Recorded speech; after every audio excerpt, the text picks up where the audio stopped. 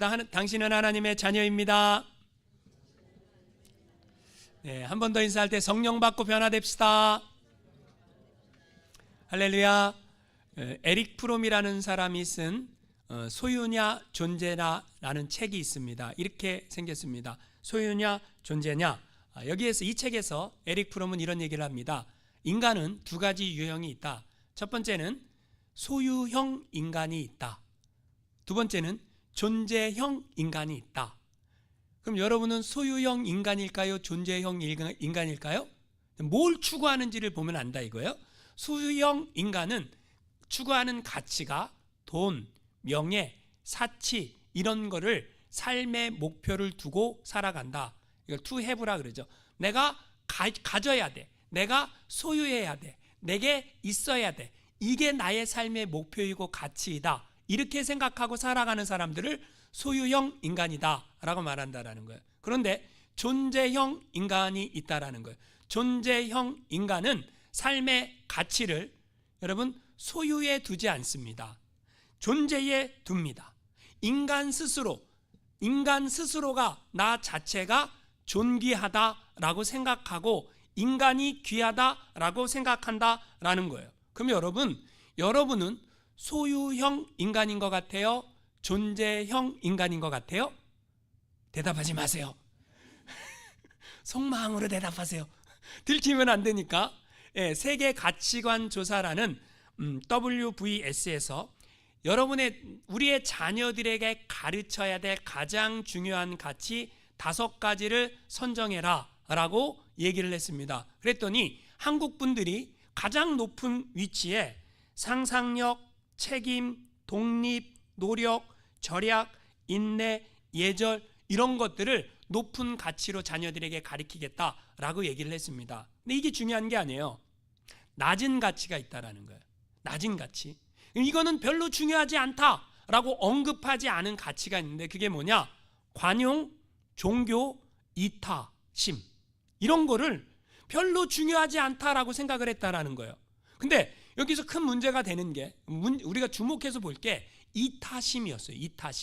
이타심이 몇 퍼센트가 나왔는가? 4%가 나왔습니다. 4%. 이게 4%라니까 뭐 4%는 많은 거 아니야? 아니요. 다른 나라, 옆 나라 일본은 33%가 이타심이 나왔어요. 공산당이라고 말하는 중국 알죠? 차이나는 29%가 이타심이 자녀에게 가르칠 가장 소중한 가치라고 말했어요. 근데 한국 사람들은 몇 퍼센트라는 거예요? 고작 4%. 이게 여러 나라를 조사했는데 한국이 몇 등 했냐? 꼴등. 뭐가요? 이타심은 꼴등했다라는 거예요. 그러면 한국 사람들이 중요하게 생각하는 건 뭐냐? 한국 사람들이 가장 가치 있게 생각하고 중요하게 생각하는 게 뭐냐? 돈, 재물. 이걸 중요하게 하고 생각했다라는 거예요. 여러분, 그럼 왜 한국 사람들은 돈이, 이타심, 관용, 종교 뭐 이런 것보다 왜 더 중요하다라고 생각하느냐? 이게 더 유용하다. 이게 더 쓸모있다. 여러분, 이게 더 가치가 있다. 돈이 더 가치가 있다. 그래서 여러분, 아기를 안 낳는데요. 아기를 왜 안 낳아요? 돈이 더 중요하니까. 여러분, 돈이 더 중요하니까 내 인생, 나의 라이프를 즐겨야 되니까. 여러분, 그래서 아기를 안 낳아서 아기가 그냥 몇 명 나요? 큰일 났습니다. 여러분 명품 좋아하십니까? 난 명품 싫어해요, 목사님. 대답하지는 마세요. 명품 좋아한다고 뭐 그것도 다 대답하면 안 돼. 그냥 명품 좋아하세요? 여러분, 명품은 누가 사는 줄 아십니까?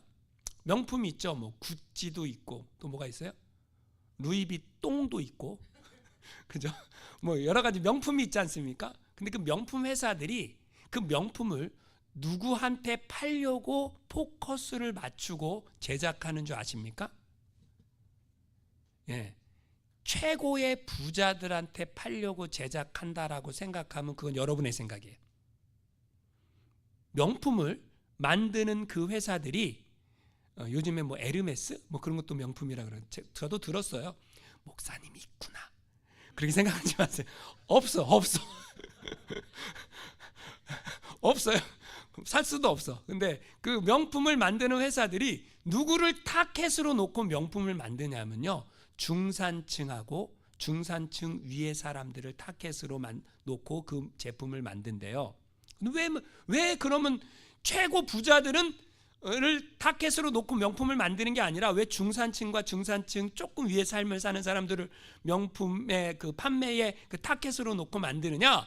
그 사람들의 마음이요, 최고 높은 삶을 살고 싶다라는 거예요. 내가 명품을 걸치면 마치 내가 부자인 것처럼 착각하게 만드는 효과. 여러분, 내가 명품을 입었어요. 내가 명품을 맸어요. 내가 명품을 찼어요. 내가 명품을 신었어요. 내가 명품을 맸어요. 그럼 내가 명품입니까? 생각해 보세요. 자, 내가 명품으로 머리끝부터 발끝까지 다 도배를 했어요. 그러면 내가 명품입니까? 아닙니까? 여러분 생각해 보십시오. 그러면 명품 인간이 있을까요? 여러분 어떤 사람을 보면 막 머리부터 발끝까지 휘황찬란하게 휘감은 명품으로 휘감았는데 인성이 바닥이야. 그럼 우리는 그 사람을 뭐라 그럽니까? 제 입으로 얘기 안 할게요. 여러분 속으로. 여러분 아무리 명품을 걸치고 있어도 인간 자체가 명품이 아니면 명품 아니죠? 동의하십니까? 여러분 그러면 인간 스스로가 명품이 되려고 하면 소유론적 인간이 명품적 삶을 살아갑니까? 존재론적 인간이 명품적 삶을 살아갑니까? 잘 모르겠으면 이제 설교를 끝까지 들어보면 알게 됩니다. 여러분, 내가 명품적인 삶보다 더 중요하게 성경이 우리에게 알려주고 있는 게 있어요. 인간은 명품이 아니에요. 인간은 뭐라고 얘기하냐면 작품. 할렐루야. 내가 뭐라고요? 명품은 뭐고 작품은 뭐예요? 명품은요 많아. 작품은요 하나밖에 없어. 나는요 명품입니까? 작품입니까? 누가 만들었어요? 하나님이 나를 내가 창조주의 작품이다라는 걸 인식을 하면 명품을 걸친다고 내가 대단한 존재가 되는 게 아니라 내가 하나님의 작품이다라는 것, 그런 인식 자체가 중요하다라는 거예요. 그럼 여러분 나는 하나님의 작품이다라고 생각하게 만들 수 있는 방법이 있어요. 자, 제 설교를 서론을 들어보니까 소유론적 인간이 있고 존재론적 인간이 있다. 근데 뭐가 좋은지 알겠죠? 뭐가 좋은지 금방 알겠죠? 내가 소유론적 삶을 살아가면 세상 사람들과 같은 가치관으로 살아가는, 한마디로 말해서 완전 세속주의적 사람이구나, 이걸 알겠죠? 그리고 내가 존재론적 인간으로 살아가는 게 내 존재 자체가 가치이고 나는 하나님의 작품이고 나는 그렇게 살아야 된다, 알겠죠? 알아도요 못 삽니다. 여러분 제가 지금 뭐라 그랬어요? 여러분이 뭐가 가치 있는 건 줄 알았어. 지금 알았죠? 알았는데 못 살아요. 왜 못 살까요? 여러분 살 수가 없습니다. 근데 여러분 살 수 있는 방법이 있습니다. 그게 뭘까요? 그게요 성령 받는 거예요. 할렐루야. 여러분 간단합니다. 내가 여태까지 계속 소유론적 인간으로 살았어. 말하지 마세요. 내가 그렇게 살았다고 사람들한테 소문내지 마세요. 부끄럽잖아. 그죠? 그런데 그 사람들이 존재론적 삶을 살아가는 인간으로 바뀔 수 있는 방법이 뭐냐? 그게 뭐냐면 성령 받는 거예요. 성령 받아야 인간은 바뀝니다. 내 존재 가치가 얼마나 귀한 존재인지를 깨닫게 되고 나의 삶의 인생의 목적, 목표 추구하는 게 하나님의 나라, 하나님의 뜻, 하나님의 영광이 되는 삶을 살게 된다라는 거죠. 성경이 사도행전이 우리에게 말해주고 있는 게 있어요. 그게 뭐냐면요 사도행전에 나온 성령 받은 사람들은요 소유론적 삶을 살았습니까? 존재론적 삶을 살았습니까? 여러분 자기 땅을 팔았어. 교회다가 헌금을 다 했어. 그리고요 필요에 의해서 가난한 사람들이 다 쓰라고 했어. 그러면 이 사람은 소유론적 삶을 삽니까? 존재론적인 삶을 삽니까? 여러분 성령 받은 사람들은 여러분 내 인생의 목표와 방향과 그 삶의 가치관이 완전히 바뀌었어요. 완전히 바뀌었어요. 어떻게 살아가는 것이 인간답게 살아가는 것인지, 어떻게 살아가는 것이 하나님의 기쁨이 되는 건지 그걸 알았어요. 사도행전 1장 8절에 이렇게 말합니다. 한번 같이 읽어보겠습니다. 시작.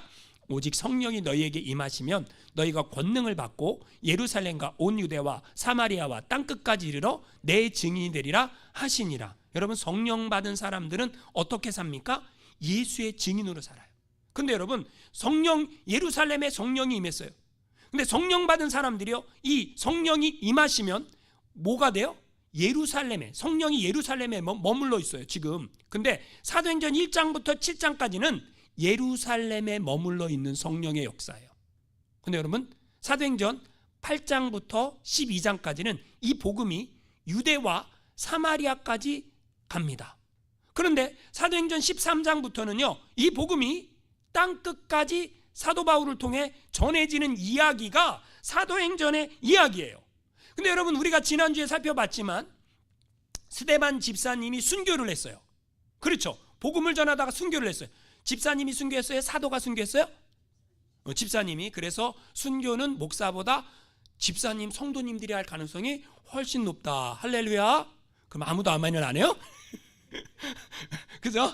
여러분, 자, 스데반 집사님이 순교를 했어요. 스데반 집사님 순교한 이후에 교회에 큰 박해가 왔어요. 아니, 말이 안 돼. 뭐가 말이 안 되냐면요, 우리는, 여러분 잘 생각해 보세요. 내가 예수를 믿고 신앙생활하고 하나님을 섬기고 핍박받으려고 신앙생활해요? 아니죠. 성령이 임했어요. 성령 받았어요. 은혜 받았어요. 하나님의 뜻이 무엇인 줄 알았어요. 근데 핍박이 왔어요. 아니, 예루살렘 교회 성도들은 뭘 원했을까요? 아니, 순교자가 나오면 교회에 하나님이 지켜주셔서 교회에 평안이 오고 복이 임하고 사람들이 잘 먹고 잘 살고 이런 일이 일어나야 될 거 아니에요? 근데 아니에요. 교회에 핍박이 왔어요. 그럼 이 핍박은 누구를 통한 핍박입니까? 핍박 자체는 마귀가 역사하는 거예요. 그런데 큰 그림으로 보면 여기에 누구의 간섭하심이 있는 거예요? 하나님의. 왜 그렇습니까? 여러분, 예루살렘 교회 성도들은요, 솔직히 좋았거든요. 여러분, 은혜 받아보세요. 얼마나 좋은지 몰라요. 성령 받아보세요. 무서워하지 마시고, 어떤 사람 무서워, 그래, 무서워하지 마시고 성령 받아보세요. 천국이 내 안에 임해요. 그러면 여러분, 그 고백이 저절로 나옵니다. 여기가 좋사오니. 베드로만 그렇게 고백하는 게 아니에요. 여기가 좋사오니. 그 고백이 나와요. 성령 받으면요. 여러분, 교회 공동체가 얼마나 은혜스러웠는지, 막 자기 거라고 주장하는 사람이 없어요. 다 다른 사람을 먼저 생각해. 형님 먼저, 아우 먼저. 이게 막 교회 공동체 안에 충만해. 내 거를 막 먼저 갖겠다고 막 이런 사람들이 없어져. 가난한 사람들은 다 그냥 먹는 거에 부족함이 없어. 얼마나 좋아요. 그러면 그 사람들은 그 교회 공동체를 떠나고 싶을까요? 안 떠나고 싶을까요? 안 떠나고 싶겠죠. 그러니까 하나님이 뭐 하시는 거예요? 흩어야죠. 왜 흩어야 됩니까? 그 사람들이 흩어져야 누군가에게 복음을 전할 거 아닙니까? 그러니까 예루살렘에 박해가 왔다, 그 얘기는 하나님이 이 복음이 예루살렘에만 머물면 안 된다. 어디까지 가야 된다라는 거예요? 유대와 사마리아와 땅끝까지 가야 된다. 그래서 빌립 집사님이 이 핍박 때문에 어디로 간 거예요? 사마리아까지 갔어요. 여러분, 이상하죠? 빌립 집사님이 사마리아를 갔다. 여러분, 우리는, 제가 지난주에도 얘기했지만, 우리는 싫어하는 사람들이 있어요. 싫어하는 사람. 한국 사람들이 누굴 싫어해요? 옆나라? 일본을 싫어하죠. 그래서 우리는 일본인이라고 말하지 않잖아요. 일본 놈들이라고 그러잖아요. 항상. 그죠? 일본 놈들 말이야. 그러잖아요. 왜 놈이라 그러고 막. 그죠? 근데 여러분, 그런 사람들에게 복음을 전하라. 그럼 가겠습니까? 왼수 같은 인간한테 복음을 전해라. 가겠습니까? 빌립 집사님이, 여러분, 성령이 임하니까 원수가 사라진 거예요. 원수조차, 그 사람조차 예수 믿어야 된다. 내가 생각하는 그 원수조차 예수 믿어야 구원받아야 된다. 하나님은 모든 사람을 사랑하셔서 모든 영혼이 다 구원받기를 원하신다. 그 마음이 들어서 빌립 집사님이 사마리아에 가갖고 복음을 전했어요. 복음을 전할 때에 여러분, 처음 복음이 전해지는 곳에는요, 항상 분명하게 따라다니는 기적이 있어요. 그게 뭐냐면 병자가 낫습니다. 그리고 귀신이 떠나갑니다. 여러분, 처음 복음이 전해지는 곳에는요, 항상 이 기적이 나타나요. 제가 만약에 선교사로 어디 아프리카 오지에 갔다, 제가 만약에 선교사로 어디 뭐 남미에 갔거나, 제가 막 동남아에 갔거나, 복음이 안 들어간 곳에 갔다, 제가요 예수의 이름으로 선포만 해도 귀신이 떠나가요. 안 믿는 눈치인데? 못 믿겠습니까? 왜 그렇습니까? 여러분, 이 복음은요, 능력이에요. 능력. 하나님의 능력이에요. 그래서 빌립 집사님이 복음을 선포하자 거기에 어떤 일이 나? 병자가 병이 났고요, 귀신이 떠나가고요, 예수 믿는 사람들이 생겨났다. 할렐루야.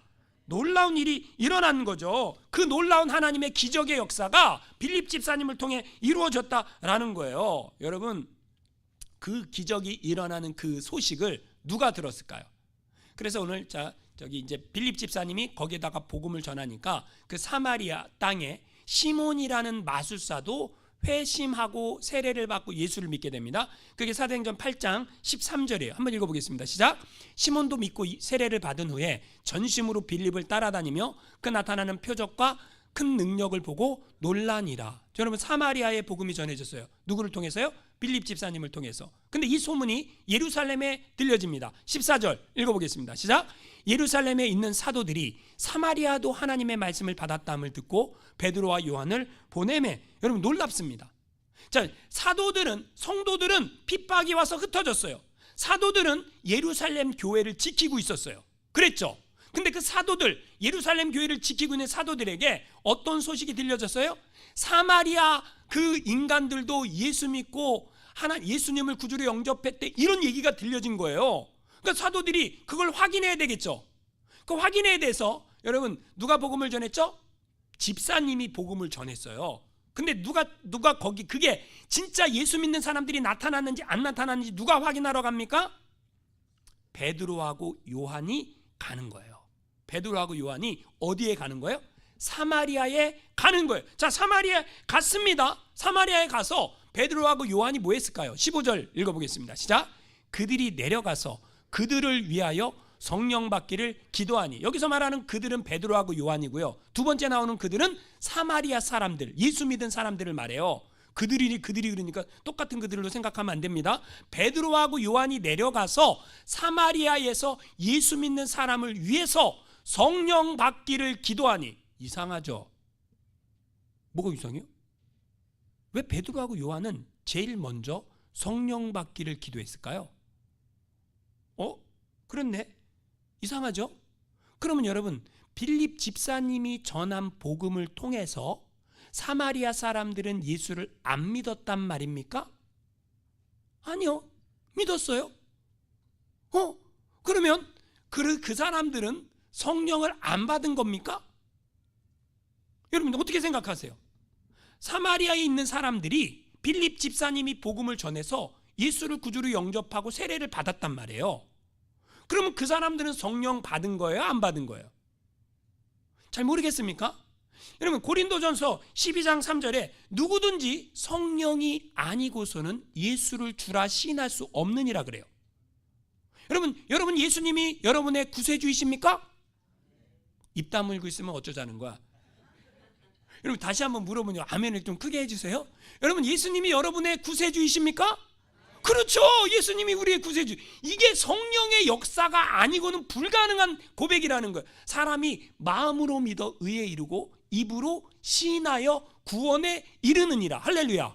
그러니까 내 입으로 예수님을 구주로 고백을 했어요. 이건 누가 하신 일이에요? 성령이 하신 일이 믿습니까? 그럼 성령님이 하신 일인데, 그러면 이 사람들은 성령을 받은 거야, 안 받은 거야? 헷갈려. 그죠? 헷갈리죠? 저도 헷갈려요. 왜요? 성령 받기를 이 사람들이 지금 베드로하고 요한이 사마리아에 가갖고 그 사람들한테 뭘 기도했다라는 거예요? 성령 받기를 기도했다라는 거죠. 그럼 여러분, 이상합니다. 왜 이상합니까? 자, 성령 받기를 기도하니까 성령이 임했을까요? 16절 말씀 읽어보겠습니다. 시작. 이는 아직 한 사람에게도 성령 내리신 일이 없고 오직 주 예수의 이름으로 세례만 받을 뿐이더라. 이상하죠? 더 이상하죠? 이거 우리를 더 헷갈리게 만들어. 왜 그랬습니까? 아니, 성령이 내리신 일이 없대. 그런데 예수의 이름으로 뭐는 받았어요? 세례는 받았대. 여러분, 세례는 받았는데 그럼 세례를 받을 때 하는 고백이 뭐예요? 여러분, 세례 받을 때 무슨 고백해요? 예수님이 나의 주님이십니다, 이렇게 고백하잖아요. 근데 예수님이 나의 구주로 영접합니다, 고백하잖아요. 나는 죄인입니다, 고백하잖아요. 그렇죠? 세례를 받았다라는 얘기는 예수님을 구주로 고백했다는 얘기고, 예수님을 구주로 고백했다는 얘기는 성령이 아니고서는 그 일이 일어나지 않는다, 그 얘기 아니겠습니까? 여러분, 세례 받으셨습니까? 저는 목사로서 이렇게 세례를 줄 때마다 내가 또 속는 건 아닌가 이런 생각이 들어요. 제가 세례를 줄 때마다 내가 또 속는 건 아닌가. 무슨 말인지 아세요? 제가 세례 교육을 하잖아요. 세례 교육을 해요. 그 세례 교육을 다 마치면요, 제가 꼭 질문하는 게, 다짐을 받는 게 있어요. 두 가지를 다짐을 받습니다. 두 가지를. 첫 번째가 뭐냐면 주일 성수, 온전한 주일 성수를 하시겠습니까? 그러면요, 세례 교육 받을 때는요, 아멘 그럽니다. 그때 제가요, 믿음이 너무 없어. 이분이 진짜 온전한 주일 성수 할까? 제가 이렇게 생각이 들어요. 그 두 번째 다짐을 받는 게 11조. 그럼 내가 신앙인이라는 그 증명, 내가 신앙인입니다라는 걸 증명하는 게 뭐예요? 내가 주일 성수와 11조라니까. 나는 예수님은 나의 구주이십니다 라고 이걸 증명하는 게 주일 성수와 11조예요. 그래서 여러분, 그러면 이제 세례 받기 전에 다짐을 받거든요. 주일 성수 하시겠습니까? 11조 하시겠습니까? 그러면요, 약속은 찰떡같이 해. 그죠? 그리고 개떡같이 안 지켜. 그죠? 그러면 제가 쏘갔구나. 주여, 내가 쏘갔지만 그래도 믿고 기다리겠습니다. 주여, 내가 쏘갔지만 그래도 저 사람이 아직 신앙이 연약해서 그런 줄 알고 내가 또 기다리겠습니다. 하나님이 하실 줄 믿고. 자, 여러분, 성령이 내려야 돼요. 자, 보세요. 세례를 받았어요. 입으로 예수를 시인했어요. 이것도 성령이 하신 일이에요. 그런데 하나님은 베드로하고 요한을 통해서 이 일을 하세요. 이게 중요한 거예요. 왜 빌립 집사님을 통해서는 복음이 증거되고 병자가 낫고 귀신이 쫓겨났는데 성령 강림은 누구를 통해서 이루어졌어요? 사도를 통해서. 왜 그러셨을까? 그럼 여러분, 세례는 누가 줬어요? 집사님이 줬어요? 사도가 줬어요? 여기서 말하는 집사님은 오늘날 우리가 말하는 서리 집사가 아닙니다. 장로님쯤 되는 분들이에요. 여기서 말하는 일곱 집사님, 요분들은 우리적 표현으로는 장로님쯤 되는 거예요. 그러니까 모두 잘하는 거예요. 말씀도 잘 가르치고 전도도 잘하고 교회 봉사도 잘하고 만능이야, 다재다능한 은사를 가지고 있는 그런 분을 말하는 거예요. 빌립 집사님은 전도자 아닙니까? 근데 이 빌립 집사님이 세례를 줬단 말이에요. 그래서 빌립 집사님이 그러면 성령이 내리게는 할 수 없었냐라는 거예요. 하나님은 하실 수 있어요. 근데 왜 안 하셨어요? 질서. 하나님의 질서가 있어요. 하나님이 성직자 목사를 세운 질서가 있어요. 장로님을 세운 질서가 있어요. 권사님을 세운 질서가 있어요. 하나님은 질서의 하나님이기 때문에 그 질서를 통해서 일하기를 원하신다라는 거예요. 그런데 오늘 성경에 보니까 베드로하고 요한이 왔는데 빌립 집사님이 전한 복음을 듣고 예수를 믿고 세례는 받았지만 못 받았다는 거예요. 성령이 임하는 일은 없었다, 그 얘기예요. 여러분, 성령이 내리지 않았어요. 근데 여러분, 자, 베드로하고 요한이 그러면 그들을 위해 기도하니까 17절 읽어보겠습니다. 시작.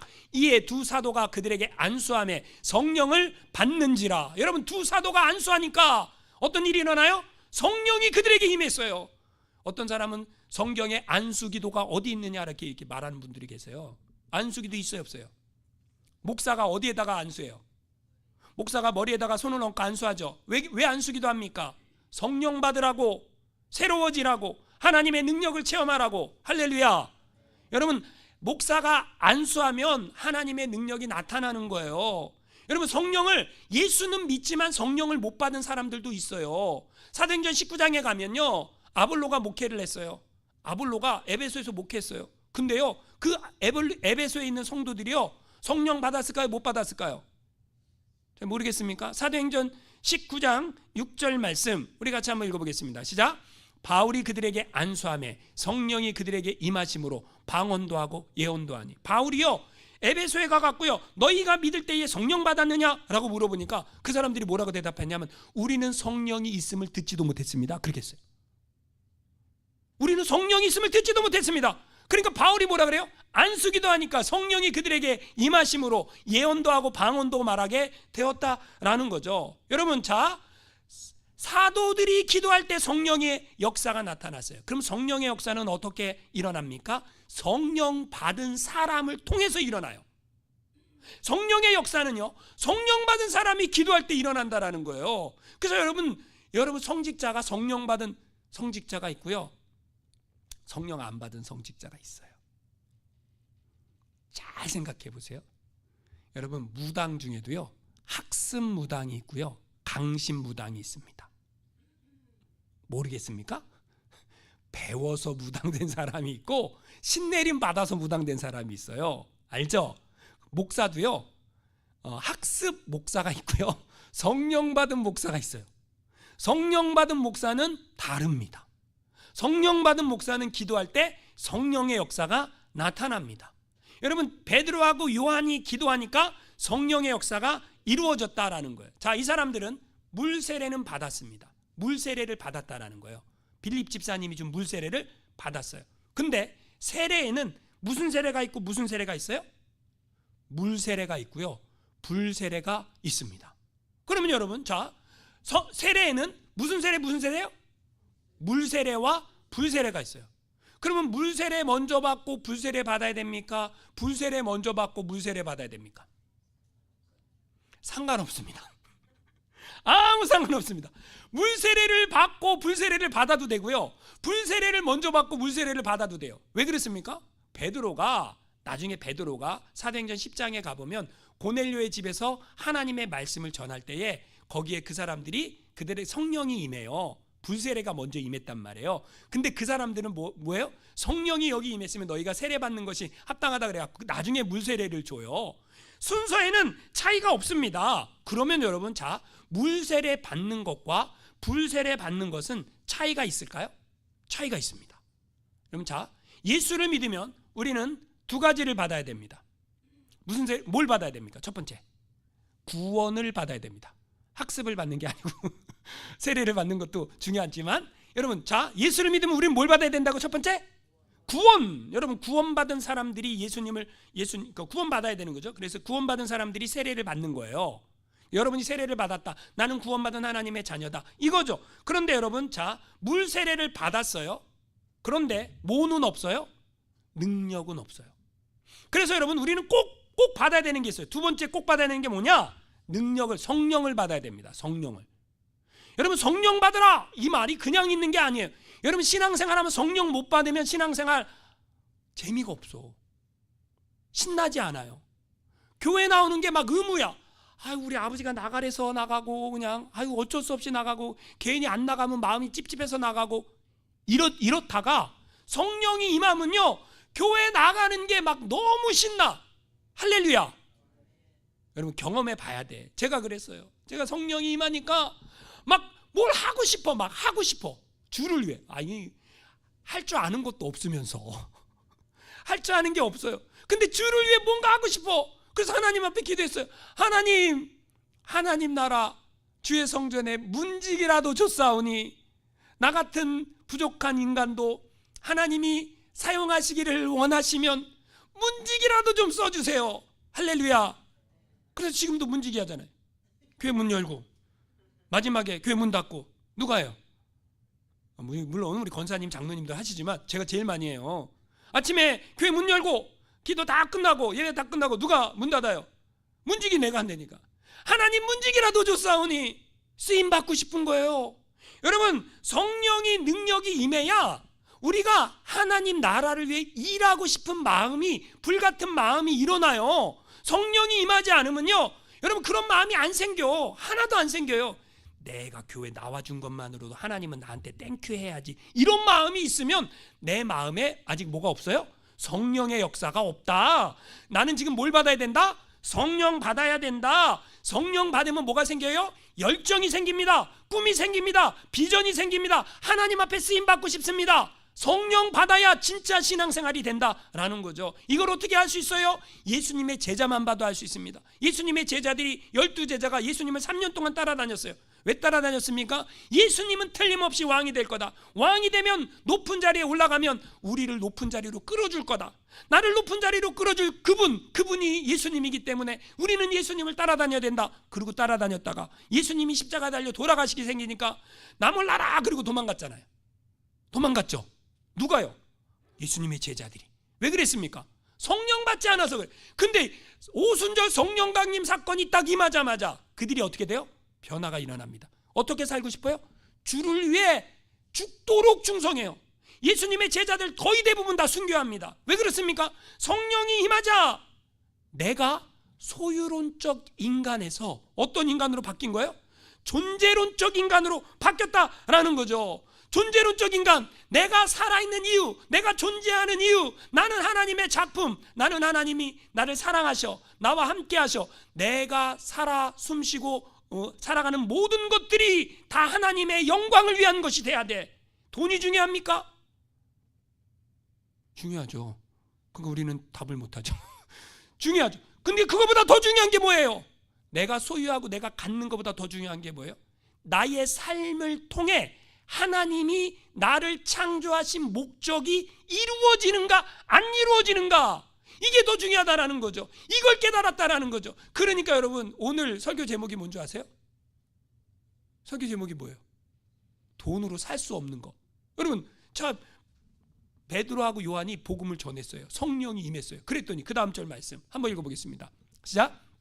시몬이 사도들의 안수로 성령 받는 것을 보고 돈을 들여, 19절, 이르되 이 권능을 내게도 주어 누구든지 내가 안수하는 사람은 성령 받게 하여 주소서 하니. 여러분, 시몬은 누구예요? 마술사 시몬. 이 사람이 그 빌립 집사님 때문에 예수 믿고 세례받았거든요. 근데 베드로하고 요한은 다른 거야. 빌립 집사님하고 차원이 다른 거야. 와갖고 기도했더니 막 성령이 임하면서 막 사람들이 막 방언을 말하고 예언을 말하고 막 하나님 앞에, 그리고 막 병자들이 치유되고 막. 그러니까 이 권능만 나도 있으면 나도 더 유명해지겠다, 더 높아지겠다. 그래갖고 돈을 막 베드로한테 갖다 준 거예요. 그랬더니 베드로가 그 돈 갖다 주니까 얼른 받아야죠. 그랬을까요? 베드로가 이렇게 얘기합니다. 20절 읽어보겠습니다. 시작.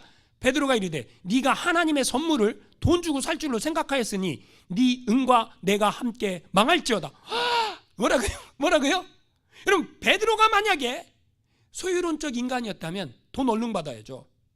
왜요? 내 재물이 더 늘어나니까. 여러분, 제 아내가 부흥사죠. 많은 교회에서 집회를 합니다. 여러분 잘 모르시겠지만 하나님이 병자도 많이 낫게 하시고 마음이 상한 사람들 치유하게 하시고 많은 기적을 일으키십니다. 원칙이 있어요. 조직되지 않은 개척교회는 우리는 사례를 안 받아요. 받아도 다시 다 헌금을 합니다. 왜 그럴까요? 교회를 세워주고 싶은, 복음을 전하고 교회를 세워주고 싶은 거지, 여러분 돈 받으려고 하는 게 아니에요. 이번에도 한국에서 두 군데 집회를 하고 말씀을 전했는데 사례비 하나도 안 받고 받은 거 다 헌금하고 왔대요. 왜 그렇습니까? 여러분, 하나님의 성령을 돈 주고 살 수 있어요? 아니, 하나님의 선물이죠. 근데 이 시몬, 이 마술쟁이는 돈 주면 자기도 그렇게 할 줄 알았어요. 그러니까 네 은과 네가 함께 망할지어다. 얼마나 깜짝 놀랐을까. 21절 읽어보세요. 21절 시작. 하나님 앞에서 내 마음이 바르지 못하니 이 도에는 내가 관계도 없고 분깃될 곳도 없느니라. 22절. 그러므로 너의 이 악함을 회개하고 주께 기도하라. 혹 마음에 품은 것을 사하여 주시리라. 23절. 내가 보니 너는 악독이 가득하며 불의에 매인 바 되었도다. 어떻게 다 할까요? 베드로가, 여러분 알잖아요. 아나니아 삽비라. 이게 다냐? 다합니다. 네가 하나님과 성령을 속이고 큰일 나는 거죠. 베드로는요, 다 알아. 지금 그 마음에 뭐가 있어요? 이 돈 주고 성령 사갖고 뭐 하겠다라는 거예요? 장사하겠다, 이 마음이 있다라는 거예요. 악독과 불의가 너 은과 함께 망한다. 여러분, 지금 가만 베드로하고 요한 얘기 들어보니까 지금 이 시몬이 지금 자기가 어떻게 되게 생겼어요? 큰일 났어. 24절 읽어보겠습니다. 시작. 시몬이 대답하여 이르되 나를 위하여 주께 기도하여 말하는 것이 하나도 내게 임하지 않게 하소서 하니라. 이런 게 임하면 됩니까? 안 됩니까? 안 되죠. 하나도 임하지 않게 해주세요 라고 발발발 떨었겠죠. 그렇게 기도했겠죠. 여러분, 그래서 베드로하고 요한은 뭐 합니까? 25절 말씀 읽어보겠습니다. 시작. 두 사도가 주의 말씀을 증언하여 말한 후 예루살렘으로 돌아갈새 사마리아 내 여러 마을에서 복음을 전하니라. 여러분, 하나님은 모든 영혼이 구원받기를 원하십니다. 하나님은 우리가 어떤 삶을 살기를 원하시는 거예요? 소유론적 삶이요, 존재론적 삶이요. 내가 그거를 알아도 내가 그렇게 살아갈 수 있는 힘과 능력은 뭐가 임해야 돼요? 성령이 임해야 내가 그렇게 살아갈 수 있는 힘과 능력이 생긴다라는 거예요. 저와 여러분이 성령 충만 받고 이제 육신적 그리스도인은 좀 버리고 옛 모습은 좀 버리고 이제 뭐예요? 성령 받은 그리스도인, 영적인 그리스도인, 그걸 깨닫게 되면 우리가 어떻게 살게 된다라는 거예요? 존재론적 삶을 살게 된다. 저 여러분이 그렇게 살아가시기를 주님의 이름으로 축원합니다. 우리 함께 찬양합니다.